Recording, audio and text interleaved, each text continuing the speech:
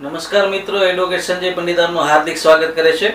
હું આપનો ખૂબ જ આભારી છું, કારણ કે આપ મારા અગાઉના વિડીયોને ખૂબ જ એપ્રિશિએટ કરી રહ્યા છો. એ બદલ આપનો ખૂબ ખૂબ આભાર મિત્રો. છેલ્લા ઘણા સમયથી મને અમુક સજેશનો આવ્યા હતા. મારા ફોલોવર જે છે, સબસ્ક્રાઈબર છે, કે જે મારા ચાહકો છે, એ લોકોએ મને સજેશનો કર્યા કે આરટીઆઈની માહિતીઓ કઈ રીતે મેળવવી એ અંગે થોડી સમજ આપવી. તો એના માટે થઈને આજનો આ વિડીયો બનાવવાની મને પ્રેરણા મળી છે મિત્રો. તો આજનો આપણો વિષય છે કે આરટીઆઈની માહિતી, રાઇટ ટુ ઇન્ફોર્મેશન એક્ટ, એ શું છે અને એ માહિતીઓ કઈ રીતે મેળવી શકાય, અને એ માહિતીઓ જો આપવામાં ન આવે અથવા તો પૂરી પાડવામાં ન આવે તો એના અંગે ક્યાં અપીલ કરી શકાય, કેવી રીતે કરી શકાય, એ અંગેની સમજ મિત્રો આજે હું આપ સમક્ષ રજૂ કરવાનો છું. મિત્રો, વર્ષ 2005માં આપણી સરકારે રાઇટ ટુ ઇન્ફોર્મેશન એક્ટ આવો એક કાયદો બનાવ્યો.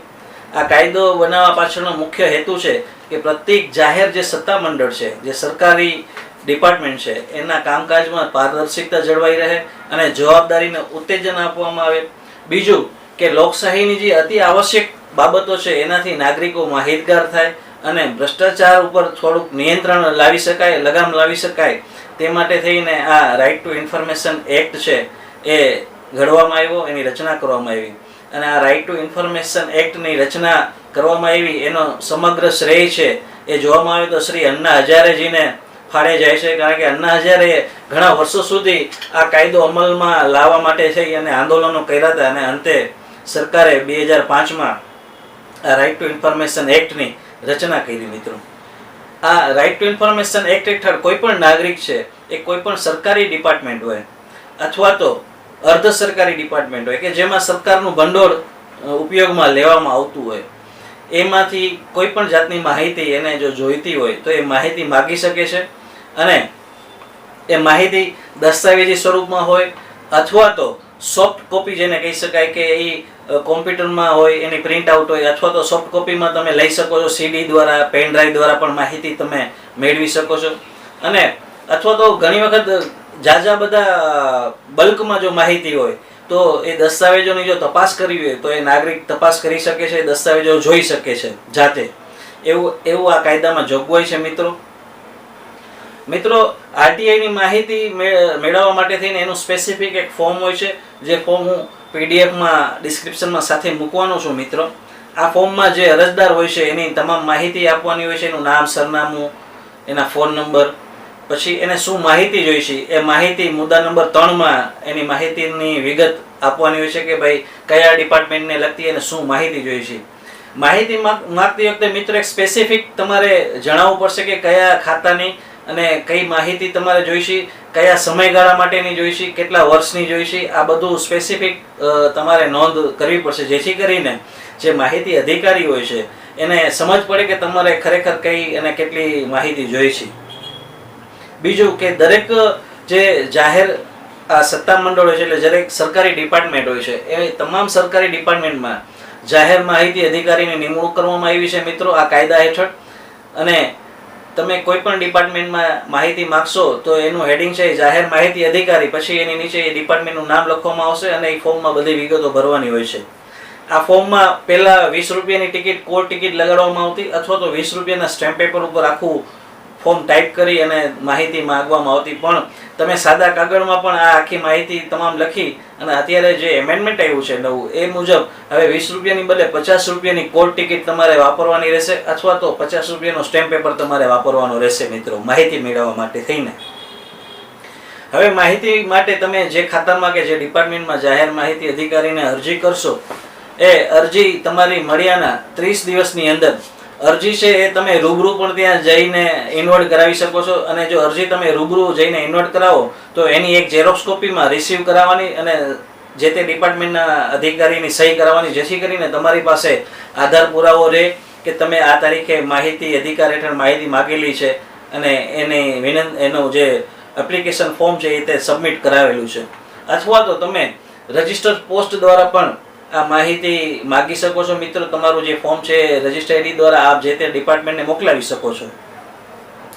તમારી માહિતીની જે વિગતનું ફોર્મ છે એ જે તે જાહેર માહિતી અધિકારીને મળે એટલે ત્યારબાદ 30 દિવસની અંદર આ જાહેર માહિતી અધિકારીએ તમને આ માહિતી પ્રોવાઈડ કરવાની હોય છે મિત્રો, પૂરી પાડવાની હોય છે.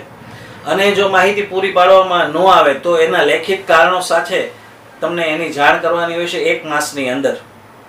અને જો એ માહિતી પૂરી પાડવાની હોય તો 1 માસની અંદર એ તમને પત્ર લખશે ને તમારી માહિતી જેટલા પ્રમાણમાં હશે કે જેટલા કાગળો હશે એના કાગળોનો એનો ચાર્જ ભરવાનો રહેશે, અને ચાર્જ તમે અહીંયા ચૂકવશો એટલે તમને માહિતી પ્રોવાઈડ કરવામાં આવશે. અને જો કોઈ કારણોસર માહિતી પ્રોવાઈડ થઈ શકે એમ ના હોય તો એનું કારણ પણ આપને લેખિતમાં જણાવશે. બીજું કે હવે 30 દિવસની અંદર જે તમને જવાબ રજૂ કરવામાં આવ્યો અથવા તો માહિતી પૂરી પાડવામાં આવી, એ માહિતીથી તમને સંતોષ ન થયો હોય, ટૂંકમાં તમે જે માહિતી માંગી હોય એનાથી કંઈક અલગ માહિતી આપી હોય, અથવા તો અધૂરી માહિતી આપી હોય, અથવા તો સાવ બીજી જ માહિતી આપી હોય, અથવા તો માહિતી આપવાની ના પાડી હોય કોઈ કારણસર, તો તમે એના માટે થઈ આ તમને માહિતી મળી અથવા તો તમને જે માહિતી અધિકારીનો જવાબ મળ્યો એના 30 દિવસની અંદર તમારે અપીલ કરવાની રહેશે અપીલ અધિકારીને. તો જ્યારે તમને માહિતી પૂરી પાડવાની ના પાડવામાં આવશે ત્યારે એ ડિપાર્ટમેન્ટના અપીલ અધિકારી કોણ છે એની પણ એમાં સૂચના તમને આપવામાં આવશે, અને 30 દિવસની અંદર તમારે એ અપીલ કરવાની રહેશે મિત્રો. બીજું કે અપીલ કર્યા બાદ એ અપીલની સુનાવણીમાં તમને બોલાવવામાં આવશે, અને એના બાદ પણ જો એ અપીલમાં તમને સંતોષકારક જવાબ ન મળ્યો હોય તો એ બીજી અપીલ છે એ તમે કેન્દ્રીય જાહેર માહિતી અધિકારી અથવા તો રાજ્યના જાહેર માહિતી અધિકારી, એટલે માની લો તમારી જે માહિતી છે એ કેન્દ્ર સરકારને લગતી હોય તો કેન્દ્રીય જાહેર માહિતી પંચને આની તમારે અરજી કરવાની રહેશે, બીજી અપીલ કરવાની રહેશે. અથવા તો જો રાજ્યને લગતી હોય તો રાજ્ય માહિતી અધિકાર પંચ છે એને તમારે 90 દિવસની અંદર પહેલી અપીલ તમે કરી એનો જવાબ તમને મળી જાય અને સંતોષકારક જવાબ ના હોય તો ત્યારબાદ 90 દિવસ એટલે 3 મહિનાનો સમયગાળો તમને મળશે. 3 મહિનાના સમયગાળામાં તમારે અપીલ બીજી છે એ કરવાની રહેશે મિત્રો. ઘણી વખત કોઈ કારણોસર જો અપીલ કરવામાં વિલંબ થાય કે તમે પહેલી અપીલ માની લો 30 દિવસની અંદર કરવાની હોય અને તમે 30 દિવસની બદલે 60 દિવસે કરો, 40 દિવસે કરો, તો આ અંગે જેટલા દિવસ ડિલે થયું હોય એ ડિલેનું કારણ સાથે તમારે એક અરજી આપવી પડશે કે ભાઈ આ કારણથી મારે આ અપીલ કરવામાં મોડું થયું છે, અને અપીલ અધિકારીને સંતોષ થશે તમારા જવાબથી તો એ ડિલે છે કોન્ડોન કરશે, એટલે તમારી જે ડીલ માફી રહી છે એને માફ કરશે. બંને અપીલોમાં આ રીતની જોગવાઈ છે. બીજી અપીલ પણ જો તમે 90 દિવસની અંદર નહીં કરી શકો કોઈ કારણસર તો ડિલે માટે થઈને જે કારણો હશે એ તમારે દર્શાવવાના રહેશે મિત્રો, અને અપીલ અધિકારીને સંતોષ થશે તમારા કારણોથી તો એ તમારી ડીલ છે કે ડિલે છે એને કોન્ડોન કરશે, ડીલ માફી કરશે અને તમારી અપીલની સુનાવણી કરશે. હવે બીજી અપીલમાં પણ જો આપને સંતોષકારક જવાબ ન મળે અથવા તો માહિતી ન મળે અથવા પૂરી માહિતી ન મળી હોય, કોઈ પણ કારણ હોય જેનાથી તમે અસંતુષ્ટ થયા હો મિત્રો, તો એના પછી તમે હાઈકોર્ટમાં આ અંગે પિટિશન કરી શકો છો અને યોગ્ય ડાયરેક્શન માંગી શકો છો, અને જે તે ડિપાર્ટમેન્ટમાંથી તમારે જે કોઈ માહિતી મેળવવાની હોય એ માહિતી મેળવવા માટે થઈને હાઈકોર્ટ તમારે અપ્રોચ કરવો પડશે એના માટે થઈને.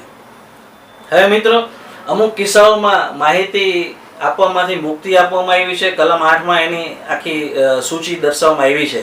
એ કલમ 8ની જે સૂચિ છે કે કયા કિસ્સામાં તમને માહિતી મળી ન શકે, તો અમુક એવા કિસ્સા અમુક એવી માહિતી હોય કે જેનાથી આપણા દેશના કોઈ સિક્રેટ્સ હોય એ જાહેર થતા હોય, અથવા તો આપણા દેશના રક્ષા તંત્રને લગતા મિલિટરીને લગતા કે એવી કોઈ માહિતી હોય તો એ માહિતી આપવામાં નથી આવતી મિત્રો.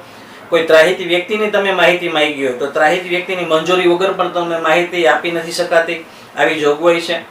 બીજું કે ઇન્વેસ્ટિગેશન કોઈ ચાલુ હોય પોલીસમાં તો આવી માહિતી પણ તમને મળી ન શકી મિત્રો. આવી ઘણી બધી મોટી લાંબી સૂચિ છે જેની PDF હું ડિસ્ક્રિપ્શનમાં મૂકવાનો છું, જેથી કરીને આપને એ પણ ખ્યાલ આવે કે કયા પ્રકારની માહિતી છે એ મળવા પાત્ર નથી.